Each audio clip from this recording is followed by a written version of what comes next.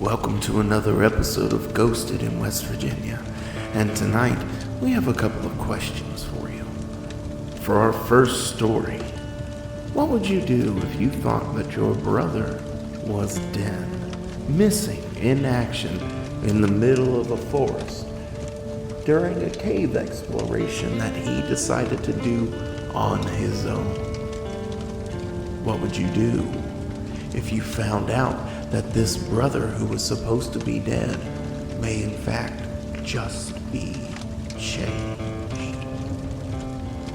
Or what would you do if for some strange reason, after your uncle has several different types of whiskey put into his body and turns into a crazy, maniacal, insane person who believes that he is Hall of Famer Reggie Jackson?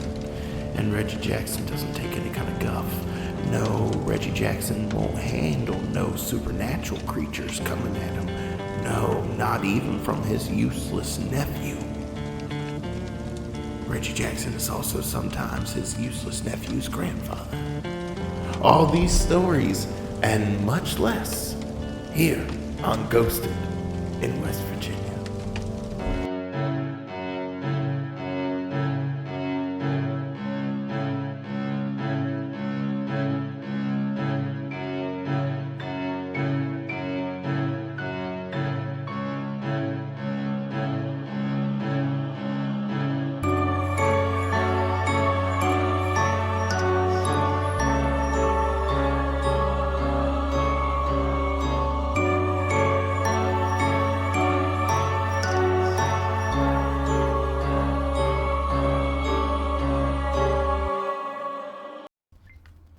Good evening, obsessors, oppressors, and possessors. It is I, your humble, handsome, and sorry, we are in the middle of dinner, host, Alec McCann, and with me as always, Julia. She was not expecting me to hit play, and I wasn't expecting to start. I just kind of wanted to see if the microphone worked, and then I panicked when it turned green and started the episode. So forgive us, but we are not editing this out, you know. We do edit the videos now, but nothing gets taken out. Anything that we edit is typically because I want to add something fun in. But we don't have time today, do we? It depends on when we get this done. Probably not. I mean, it depends on what the episode does, you know, what kind of mood it strikes me with. Okay. But we will find out. Don't you worry, little missy, we will find out. Now, as is customary, I will be squinting the whole episode. Perfect. Wouldn't be an episode without squinting. Alright. So, Julia actually got 2 more stories from the Campfire thing, and she said she has more. This may be a shorter episode, I'm going to be honest with you. We've been quite busy. We have been quite busy. But Basketball started. we do have... Max ran away. Yes, Max and his girl. We do have some cool news. We have a new merch design. And we're going to put it up on Facebook and all of our other social media accounts, which we've really got to get on that. We're bad at it. I wasn't aware I was doing them. Yeah, well, yeah. I thought someone did it for us. We don't have anyone to do it for us. We used to? Well, not really. I mean, they would share it, but, you know. Anyway, we have those accounts. We will be announcing it, but we have new merch designs. So the announcement is we want to know what you guys want to have as merch. T-shirts, hats, tote bags, pillows, you know, whatever. Let us know what you want to have as merch, and we will get the ball rolling on that. Because I think we found a pretty good way of doing this. Hopefully. So, when we make our Facebook announcement, which will be after this airs, please be on the lookout. It's Ghosted in West Virginia on Facebook and all of our other social media number thingies. I don't know what they are. We are old. The websites will be on there, and we will be making the announcement and taking in votes. With that being said, this episode will be shorter because our last few have been quite long. Story number 1. Now, do you remember these? Mm-hmm. Alright, well, don't be bored then. No boredom from you. You have to send me the one picture I wanted again, because this whole thing deleted our entire chat for some reason. What picture? Of the one t-shirt design. Oh, okay. So, carry on. This first story is about two brothers' annual cave exploration, which they did in memory of their lost sibling. However, it takes a terrifying turn when they encounter a nightmarish creature in an abandoned mine shaft. My brothers, Luke, Gabe, and I. And we've always loved exploring nature. Ever since we were kids, we would go on hikes. I don't understand what's happened to that sentence. Ever since they were kids. Where? Right here. Right here. Ever since they Oh. were kids. Ever since we were kids, we would go on hikes, bike rides, camping trip with our parents. Gabe was the oldest and wisest among us. Luke and I, not so much. He was the most adventurous as well, loved climbing trees and rocks, never cared how dirty or how many splinters he got, which led to him taking a pretty big tumble off a rocky hill and earning himself a very large scar across his forehead. Now, we enjoyed discovering new places and seeing new things. You could say we shared a special bond, but one day, everything changed. How dare you? When Gabe went missing in the woods. That's never a good time. No. Because my first thought would be, how did you go missing in the woods that we play in all the time? Right. You know, that kind of thing. I mean, late at night, it's obvious, it would be understood, but... But even then, if you play in them woods all the time, it shouldn't matter if it's day or night. You should know your way. I wouldn't. But, I mean, imagine there's an element where you could hear a voice coming from somewhere, but you're so far away. True. So, if someone was like, Clementine! You'd hear Clementine come from all over the place because it's just an echo. True. But at the same time, again, you've lived there your entire life. But who knows how far they go. My dad got me lost in the woods. Of an area he knew well. Just right across the road. What? Before there were homes there. We were mushroom hunting. And we got terribly lost. How lost? Like we had to yell for our dog to bark so we could follow the sounds of his barking. It was ridiculous. That's not real. Was real. that trailer there? No. Was it trees? Mm-hmm. Is that where you got lost? Was behind it, like on the hill back there? Yeah, and behind. Were you over the hill?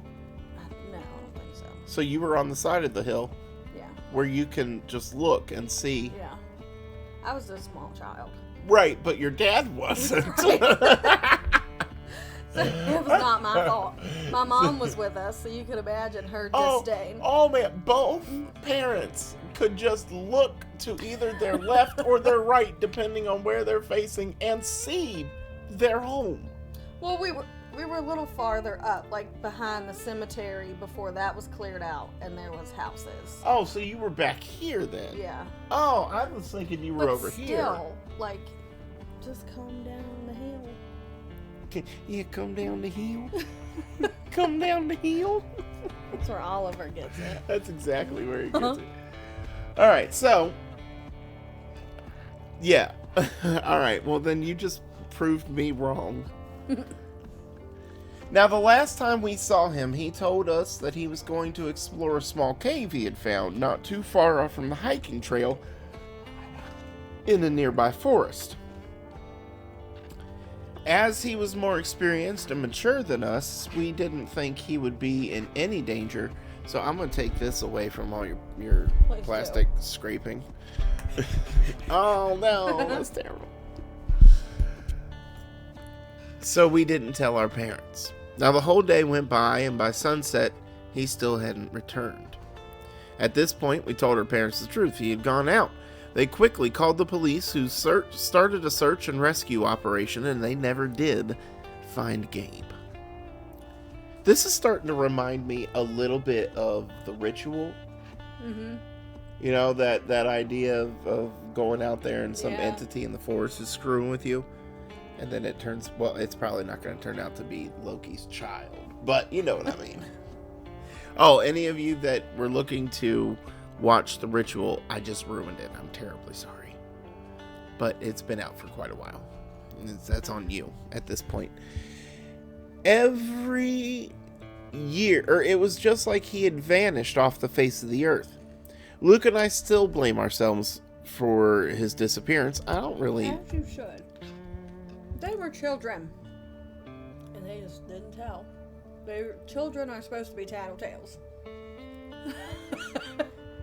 We went in completely different directions. I was going to be like, there's no reason to feel guilty. What did you do? And you were like, no, you know what? You're lucky you're not getting hit with a bunch of bricks, you dumb children. Right. Tattle. Which I get that point too, but also, like, what are they going to do? Oliver and Jacob would tell quick. Right. If Ryan thought he was going somewhere. Mm-hmm. But Oliver and Jacob like seeing their brother in trouble. It's true. Oliver likes to see everyone in trouble. That's his jam. He's a tattletale. Now, every year now, in memory of Gabe, we go to the cave exploring. Now, they go to the actual cave he went disappearing in? No, they just pick a cave. I don't think they knew which cave he went missing. I added a word. We go cave exploring. My bad. Spelunkering.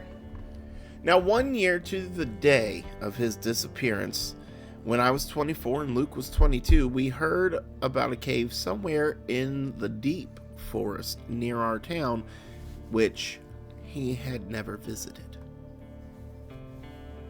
Okay. So they weren't even children. What? No, honey, this is years later. It says every year now. So this is 1 year to the day of... Oh, wait. You're right. 1 year to the day of his disappearance. You're right. They weren't children. So they didn't need to tattle. Wait a minute. But why would they not tell? Because he's older. Maybe he has to spend the night out there or something. I don't know. Maybe they just didn't think about it. Who knows? Anywho. We're over here analyzing non-children who didn't tell when their brother went missing. So maybe I don't feel bad for them now. I mean, maybe I shouldn't say that. You may be more correct than I am because they aren't children. They should have said, yeah, no, Tony went out, or Gabe went out cave hunting. The sun's down. Gabe went out cave hunting. He had a light. He had a light. So, we heard about a cave in the deep forest near our town, which we had never visited. Or he had never visited. Do they mean their brother? Somebody never been. Someone never went to this cave. So we packed our backpacks with flashlights, water, snacks, and first aid kits. We brought a map and compass and feeling pretty down. But we knew we had to do this for our brother. You had to... go to a cave he never went to? Was he like finishing his trips or something? I guess because he got lost in a cave, They're gonna show these caves. What for? By surviving them? That's something you couldn't get me down into. Well, you can get me into a cave for about 10 minutes if it's at the mouth. Yeah, but once it gets to where it's like this big and you gotta squeeze through it, no. Not to mention the animals that could just be hanging out. I don't even care too much about that. I care about what lives down here, these creatures. The descent really scared me. Oh, you mean like weird... little demonic things. Okay, because I was like, I just said animals. And then you said the word creatures. Attacked by a coyote last night. I don't care about animals. That is very true. You thought it was the dog that Max has been seeing. Yeah. It was casually. Not. Then I thought it was a wolf. Yep. You're like, oh, it's a wolf. And you still took forever to come in. I was scared. I just stood there and watched it because I was like, stood there? Well, I was afraid if I ran, it would chase me, and I didn't want my back to it. You back up. I faced it. You back towards the house, looking at it because it will come up and eat your leg. Yeah, I mean it's big. Didn't care I was there. Probably because it's like, it's a human. It's not a roadrunner. I can catch that. And our dogs didn't even try to help. Our dogs were inside, weren't they? Yeah, but I think the door was open. They could have come out. No, they smelled it. Exactly. They left me on my own. They knew what it was. Killed. They knew what it was. So... we walked for an hour enjoying the sights of the forest. We saw all kinds of birds and other little animals like squirrels. Well, the squirrels had a problem, really. We overheard some of their conversation. It sounded like they were in a council. The oldest looking squirrel seemed to be the leader, and he was spouting out some message of anarchy against their chicken overlords. It was a weird time, but we didn't have time to listen to the whole speech because we needed to get to this cave. Now, look, he's like, I'm sorry I didn't save you. Eventually, we reached the clearing where we saw a marking on a tree nearby that pointed to the cave. Energy saver is on. Why is the energy... Oh, because I'm not plugged in. Oh, is this not plugged in? Jules, we're about to lose everything. Uh-oh. Yeah, you got plug. We got to plug that. It's right there. Oh, no. Save the computer. Woo! We did it! Earthquake. Oh, ringing in the ears. Oh, we got it. Woo, thank goodness. So, finishing up here. Eventually we reached the clearing where we saw a marking on a tree nearby that pointed to the cave. It was a small opening in the side of a hill covered with vines and moss, almost like a secret passageway. And that would be enough for me to not go in. And now... because there's probably spiders. Part of me agrees with you, but also part of me would be like, it's... hobbit hole because it's in a hill. It's the washing machine. Max was like, what? It's a hole in the ground in the hill, not a dirty, nasty, wet hole or a dry, musty hole. It was a hobbit hole, and that means comfort. But that's not actually what they did not have that. It was a small opening in the side of a hill covered with vines and moss. It looked like a secret passageway. Now we were hesitant because the opening was so small. The inside of the cave seemed dimly lit and wet. Oh, and this is not a hobbit hole because that's not comfort. Liars. Now, we eventually decided to continue onward in Gabe's memory. The musty smell of earth and stone. They were like, we're gonna get wet. Our clothes are gonna get filthy. We might get hurt. We're gonna get chafed. That's what Gabe would have wanted. Yeah, I know, but sometimes Gabe was a jerk. That's That's Oliver and Jacob having that conversation. Sometimes Ryan was a jerk. Man, so after about 10 minutes in, the cave became more narrow and winding. From time to time, we could hear dripping from the side walls and rocks falling from the ceiling. We entered what seemed to be the main part of the cave, which opened up much wider. We could even stand and stretch.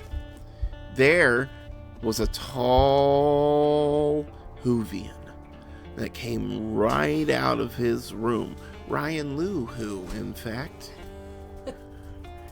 And he does not enjoy Christmas. He wants to stop Christmas from coming! You're a mean one. Ryan got hip checked by Jacob's pelvis. Now, don't get too excited there, JJ. Yes, 6, 7, go on. Don't use your mom's highlighter. Get out of here, sister. Goodness, Jasmine, come get Lucinda. Okay, Lucinda. No, you're Lucinda. He's Jasmine. You've known this for years. I don't know what you're doing. Go Why on. don't you put some wood in that fire? Yeah, go on. Put some wood in that fire. But you told me to leave. Just go do it, Cinderella. He was taking your thread. How many of these have you stolen? 6 or 7. So, we decided that, oh, there is wood in there. Oh, let's move it around. Stir it up. Yeah. You think you got the confidence of that? Do I have the confidence? Oh. This? Okay, Sure. yeah. Yeah, flip that over. Don't put that right there. Alright, now just close the door. I'm sorry, ladies and gentlemen. We did need to pad the run time. Just not quite that hard where we were just staring at our son doing things. I may have to edit that chunk of just staring out. So if it suddenly seems like it's not that big of a chunk of time of us staring at our son doing things, that's because I edited out. That's what happened there. Now, allow me to continue. Where was I? Oh, after a quick rest and letting our bodies huddle because there were some bats sleeping on the ceiling, we had a snack and continued our exploration. We came to a fork in the cave where 2 passages diverged, and we decided to take the larger one. That seems like a good choice. Now, after some time, we came to a blockage and realized we made a terrible mistake, because it looked like we had reached a mine shaft, and we wanted to explore further, but it was blocked by wooden planks with a big sign that said "Keep Out." So we found a large rock, used it to break the wood. They did not keep out. Boys are bad. They are. Even when they get older. It says "keep out" because there was probably a cave-in. Right? Or gases are wrong. Not because they're afraid you're going to steal anything. Now, we managed to get through. It was much darker and colder than the rest of the cave, and we felt chills run down our spine. The air was stagnant and had a metallic tang. We continued to walk down, hoping to find something interesting, but not noticing that the passage was sloping downward. As we walked farther, the air was getting thinner and smelled really foul. We heard a noise coming from the deeper parts ahead. We couldn't make out the sound, but it grew louder and louder. We stopped in our tracks, but it was already too late. We saw what was making that noise. What was in front of us was a pale, thin, humanoid creature, its eyes sunken into its skull with long, lanky limbs. It didn't have any clothes on and had sharp, overgrown fingernails protruding from its bone-like fingers. The most terrifying part of this thing was its face. It had an unnaturally big mouth full of sharp teeth. I don't know why I sank into this. And its creepy yellow eyes looked like it was staring directly into our soul. It was holding a bone in its hand like a weapon, like it had been living in the cave for a long time now, feeding on whatever it could find. Now, we weren't sure if it noticed us or not, but we were deeply disturbed. I would be too. I'd be Right. like, what is that, I Kemosabe? also happened to see some of this where Oliver helped me. Oh, The episode. oh no. It's apparent. It is very apparent. Hopefully it's not apparent to the audience. So, we thought about quietly leaving and hoping it didn't notice us, but to our horror, it did. It lunged at us, snarling and hissing. The sound was unlike anything I've ever heard before. A mixture of animal and human, filled with hunger and rage. It attacked Luke first, scratching his arm and biting his leg. As Luke screamed in pain, I rushed to help, but at that moment I saw something that made my blood freeze. Closer, I saw its scar-ridden body, and one of those scars reminded me of Gabe, because the scar on its forehead looked eerily like the one on Gabe's head. I found a large piece of metal and grabbed it from the ground to help Luke. I hit the thing on the head as hard as I could. It fell to the ground with a sickening thud, giving me enough time to help Luke. I got him to his feet and started running, but the creature quickly rose up and charged towards us. I heard its 6! 21, arrow up, op, semicolon, 102, J, raggedy breathing behind us. Thank you, Oliver. There we go, Oliver. That's kind of you to write all that for us. I wasn't sure your mom was going to be able to get all those important details. He made sure. I even think that I might have screwed that up. That's an L. It heard it's 6L ? 21, arrow up, op, semicolon, 102, J. Raggedy breathing behind us.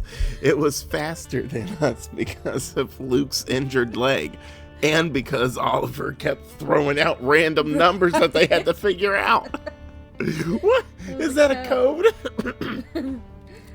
It's code for how you beat the monster. Right. Oliver just knows how to do it, but he can't convey it. So he had to tell it in the story. Yeah, he's just ops, semicolon, 102J. That's the second part. Why aren't they doing it, Mom? Oh, man. We dodged the attack and I hit it again. This time enough to scare it off because it ran away back into the mine shaft, disappearing into the darkness. And we didn't know if it was gone for good or if it would come back for us with more of its kind, but we knew we needed to get out of that cave as soon as possible.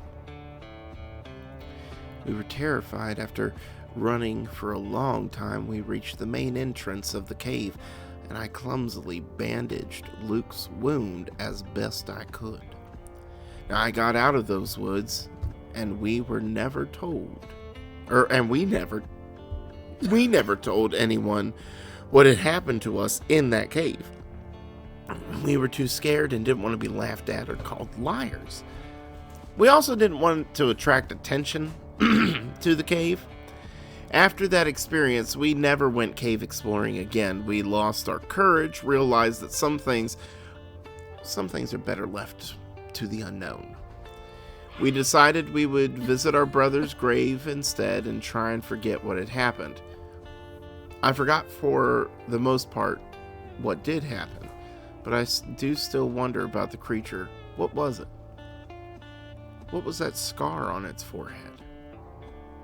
Boom, boom, boom.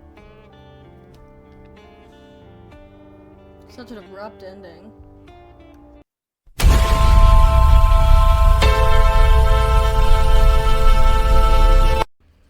Now we have story number 2. So when you're pulling an all-nighter, be sure to stay awake and not scroll past your story so that you can read what it is that you have written in front of you. Do you remember when we had the fires on the second night? We were going to take turns staying awake, and we both went to sleep. Mm-hmm. Well, yeah, I do remember that. It's not our fault. We're old. We had just had terrible sleep the night before. And we didn't burn down, so we're alright. Yeah. When you're whoops. Now, I grew up on my family's ranch, an old property dating back to the 1850s. The former owners, not kin to us, okay, that's the kind of language we're going to be using, and that's the kind of accent we're going to be throwing out. The former owners, not kin to us, did own slaves, and one of the reasons I avoided going in the cellar had more to do with the eerie feeling I got more so than the spiders. See, I got the feeling that people saw me and ran and cowered in fear because they were worried I was cracking the whip because I'm so white. It was either that or a ghost. But either way, I like that they have to clarify. Like, that's where we are as a society, that you have to clarify, I'm not evil, my ancestors didn't own slaves. Right. Like, I don't know if my ancestors owned slaves. It has nothing to do with me. I do not own slaves, and I'm sorry that if it's possible, if my family did own slaves and they owned your people, I'm terribly sorry that they owned your people, but again, I can't control the past. Meanwhile, Facebook is trying to sell me swastikas. Yeah, what is up with that? I don't know. Man. And it's from AliExpress, which I'm fairly certain is out of Japan. They should definitely not be having any swastikas come out of their nation. I mean, I'm pretty sure we were trying to bomb that lesson into them twice. You should not have any kind of ties to Nazism, or we will evaporate your people. Literally. Like, anyway. Rude. The ranch is an isolated rural area of Georgia. Oh, okay, that's where we are then. It was summertime and the days were scorching hot. And humid. The air was thick with humidity.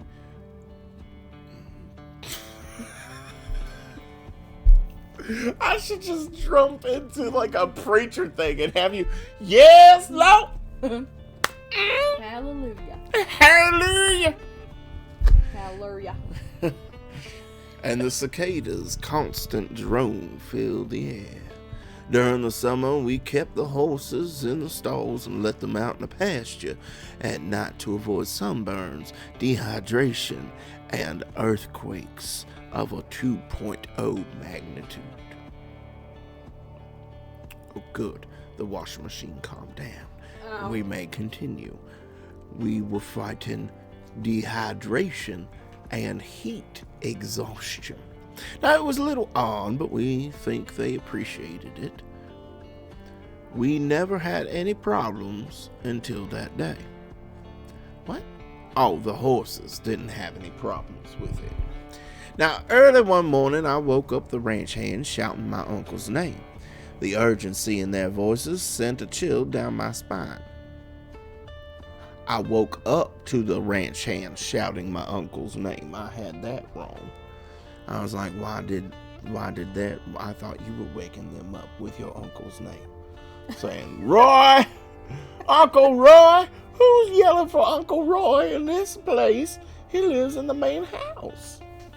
And then she got scared of their voices. Like, she was like, I don't know where I am now.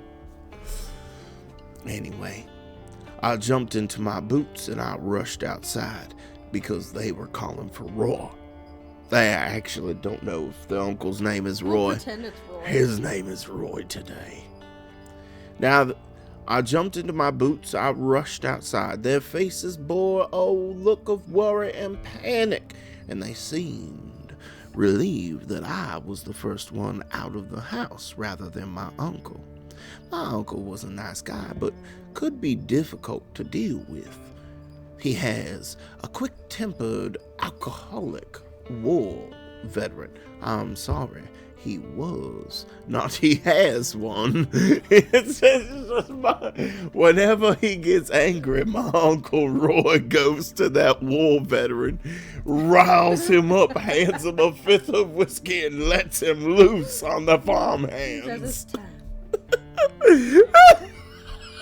Just some unhinged man sleeping in the barn whose only job it is to whoop farmhands when they get mouthy.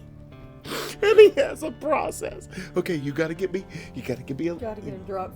some liquor. I need whiskey is the best. It'll get me going. If you can't get whiskey, old style pirate rum. All right, I need some rum in me. And then I'll even just give me 3 long stems of hay. I will beat all of them to death. You'll have to get some new farmhands, but nobody will cross you again. Anyway, woof. Now, he was an alcoholic, quick-tempered war veteran. Not that he had. I like that he has one. We're going with that. He has, and he's going to be rented out. He's going to rent him out. And Reggie, I need you to go over to the Wilkins farm. Them boys of theirs just ain't up to no good. You know, they tipped that tractor just because they saw the Cars movie. Yeah. Anyway, they told me, oh, I hit the microphone. They told me it was hard to explain, so just to follow them to the pasture near the stable. And they were silent the whole way there. When we finally arrived, it took me a moment to fully register what it was that I was seeing. My uncle's prized horse lay dead in the field, his beautiful silverish white mare. Her coat now stained crimson and gnarly gash from the base of her head all the way down to her chest. The wound was wide and bone deep, the flesh parted in a grotesque display. The metallic smell of blood hung heavy in the air, mixed with the earthy smell of the pasture. I got on my horse and rode breakneck speed, shouting for my uncle. And when my uncle saw his beloved mare, the sadness on his face was heart-wrenching. He went to the barn with a sack and gave it to the man, unhinged, and allowed him to burn the farm down around him. He's got an on-call war veteran alcoholic. Then he's just like, you know what? Burn it all down, Reggie. Burn it all down. My horse isn't here. I don't want to be. That's gonna be me with Zoe. So prepare yourself. You laugh now. Yeah, but if you say those words, it's going to remind me of this. And you can't get mad if I laugh. You know I'm going to be heartbroken by her death too. But also, you cannot say those words. At least not in that order. Alright, so. Now, we sat with the cowboys at the house trying to figure out what could have done what we saw. We speculated that it was wolves, but they typically eat their kills. Aside from the long, deep gash, the mare was still intact. Then, bears was suggested, but we ain't got no women on the farm that are menstruating, so no bears come in. I read somewhere that their periods attract bears. The bears can smell the menstruation. Well, that's just great. You hear that, Ed? Bears. Now you're putting the whole station in jeopardy. Them bears was suggested, but we only have black bears in Georgia, and they don't typically attack horses. My uncle finally spoke, his sadness replaced by drunken fury. Oh, Reggie's back! Right? Reggie's up for it! He confidently stated that it could have only been a cougar. He's heard of women in them hills looking for a young mare, a young stud to fill their passions, and they killed the mare to get rid of the competition. So guys, it was just my mom. It was just my mom.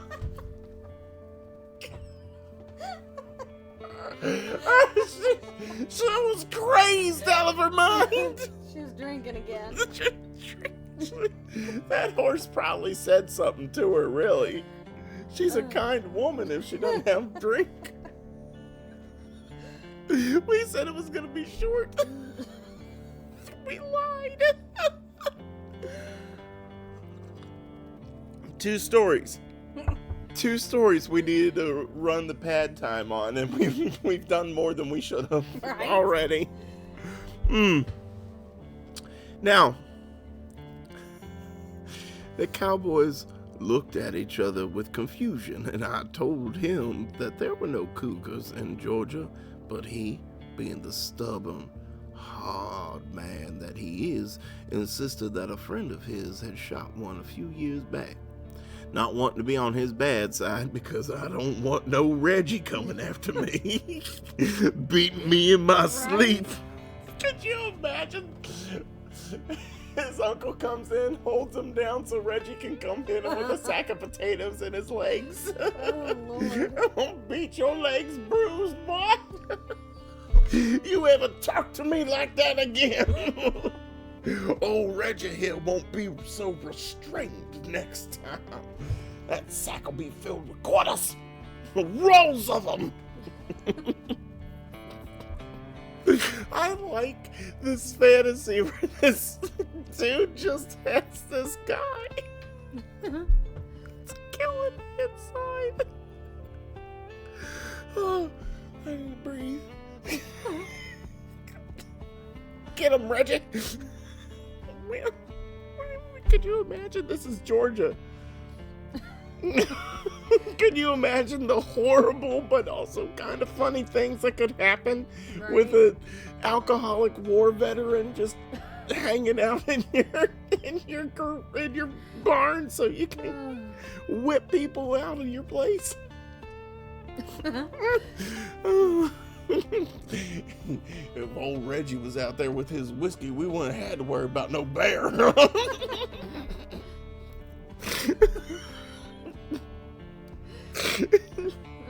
Lord.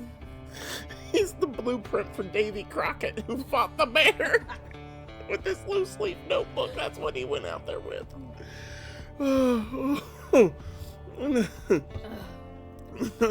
Not wanting to be on his bad side, I decided to go along with it. I bet you did. I asked what he wanted to do after a few more beers and some silent contemplation. I'm sorry. Hold on. I need to get control of myself before I continue. Give me I don't think I can do it. We just spent a little time off camera. So we've changed it from he has an alcoholic war veteran in his barn to he is the alcoholic war veteran, but only when he's drinking. So Reggie is his other personality. Oh, Lord. You know who doesn't take any kind of guff? You know who wouldn't stand for no wolves, no cougars? Reggie. As he drinks. So he's, and it was he thought about it after a couple of more beers and got silently contemplation on his face. Thought crossed his face. Reggie. Reggie Jackson ain't no punk. All of a sudden he's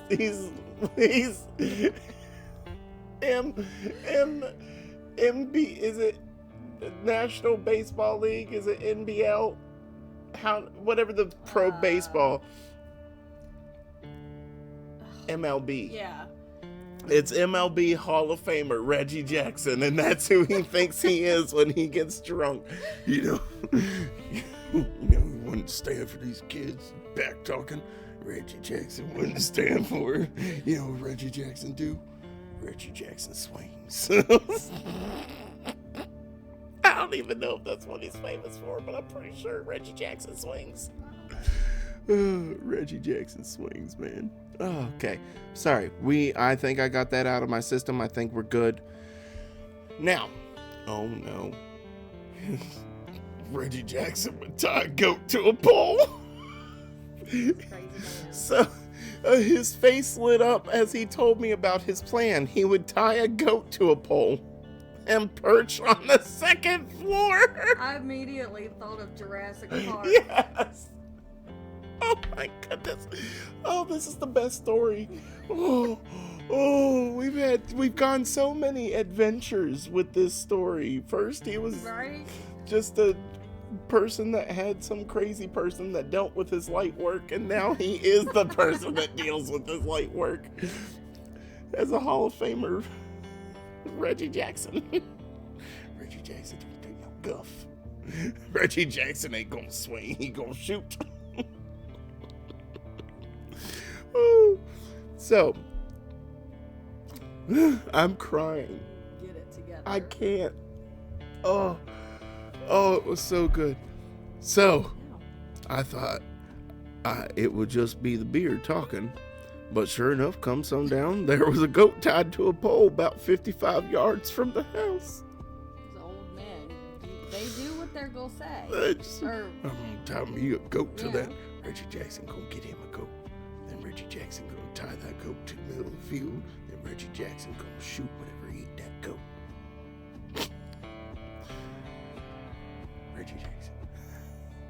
What was the dude that had like 77 beers? Wade Boggs from Always Sunny in Philadelphia. Wade Boggs. If you don't know, it's right here. No, I'm joking. I'm not gonna skip over to that. We'll get copyrighted like we do with everything I reference. Now,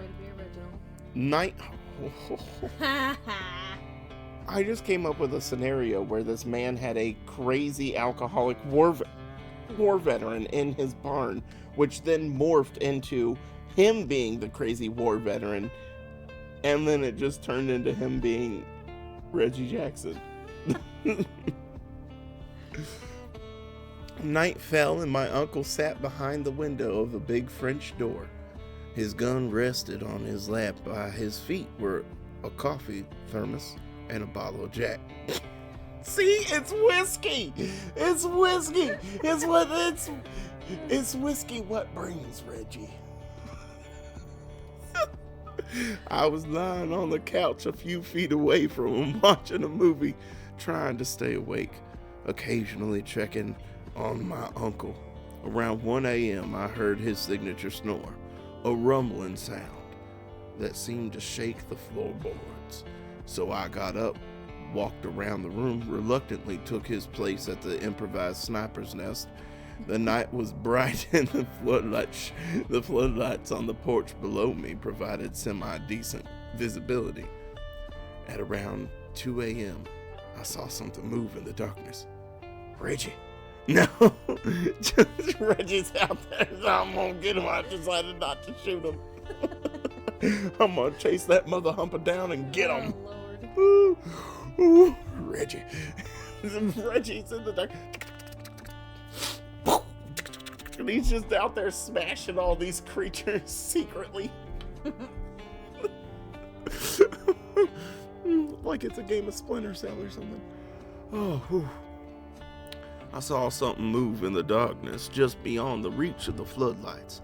I shouldered my rifle, squinted, and leaned forward to try and get a better look. At first, I could see only a dark spot dashing from side to side. It was big, it was fast. With each of its dashes, it seemed to get a little closer, even though it apparently was moving laterally. And then it hit me. It was moving closer to the goat in a zigzag motion. That's a little creepy. I was bewildered seeing it. Then he It's like, is that my dad? Reggie, eat the goat. Reggie decided not to wait no longer. Yeah. Well, remember, he's an alcoholic, you know. That's He true. doesn't have a clear picture of the world.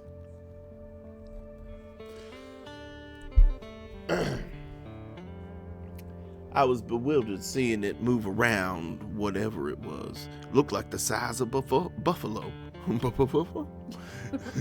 But fast, agile, and unbelievably quick. As it neared, I could make out more of the silhouette. It had a large canine head with a short snout and standing ears. It walked on all fours, but its front legs seemed as big as the arms of a gorilla. Its torso was shaped like a barrel, covered in what seemed to be a thick coat of fur. Its hind legs looked strong and were shaped like a tiger. It didn't appear to have a tail. The creature approached the goat, circled it, crouched diagonally to the goat's back, tucked its head between its shoulders, and this stance snapped me out of whatever my daze was, and I took aim. Now, I couldn't see much aside from its general shape. I aimed where I thought its nose would be and pulled the trigger. The muzzle flashed behind me. As soon as my eyes recovered, I saw the thing standing on its hind legs, perfectly straight. It was at least 9 feet tall and looking directly at me, its 2 yellow eyes locked in with mine. With shaky hands, I pulled the trigger. Again, and this time I hit its torso. It fell backward, flailing and thrashing on the ground. It flipped backward onto its feet before fleeting into the darkness. My family flooded the living room, started by the sound of the shots. My uncle asked me if I got it. I replied that I hit it, but wasn't sure it would die. He grumbled about how useless I was. Reggie wouldn't have missed. Right. Should have had Reggie do it. Reggie ain't no disappointment. You know Reggie in the Hall of Fame? Oh, man. The following morning, I talked with my grandma and great-grandma about it. Grandma insisted that although they're not common here, it could have been a grizzly bear. I shrugged it off, and she left to get more coffee. My great-grandma looked over her shoulder as if she was telling me a secret, and said that years ago, a local doctor was believed to be a werewolf. To this day, I'm not sure what it was. I found some tufts of black coarse fur that had some blood on it. As far as I know, it never did return, and my grandfather still believes that it was a cougar. I thought it was his uncle. I don't know. Uncle Reggie and Grandpa Roy. Same person. What is happening? Oh, but that is our episode, ladies and gentlemen. That was I have so a picture fun. of what they said this creature was. Oh, okay, we've got pictures. Let me find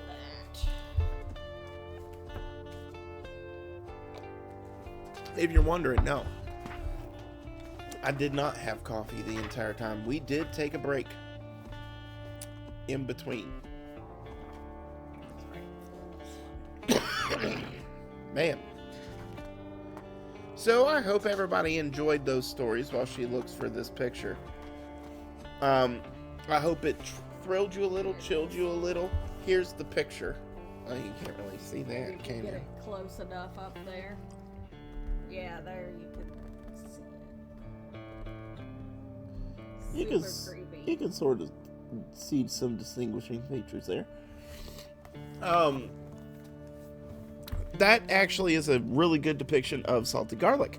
No hair, no fur, Ooh, just skin. Muscles. Just skin. That's whenever you think of salty garlic, that's what she looks like. Yeah, get him down, Zoe. Oh, she slammed him to the ground. She did. Oh my. And he just laid on his back like, what just happened to Yeah, me? isn't that hurt? So, ladies and gentlemen, thank you very much for listening to our episode. I hope it thrilled you a little. I know it didn't chill you a little because I went on and on about a crazy war veteran alcoholic. No, I did. Whoever wrote this story ruined the scare. The uncle's right. They are useless. Reggie wouldn't have missed, and Reggie wouldn't have screwed up the story. That's one thing is for sure, because Reggie Jackson gets it done. With that being said, curl up them toes. Salty Garlic is clearly not going to be satisfied with that little sheep. Sheep don't have souls. Goats don't have souls. You do. Right in your feet. And she wants them. Bye. Look at little Franklin watching his puppy videos. But you don't have to watch puppy videos. You can watch Ghosted in West Virginia and join our channel. And if you think about it, you could also go over to Ghosted in West Virginia Facebook page and share and subscribe there as well. Of course, if you don't, you're a loser.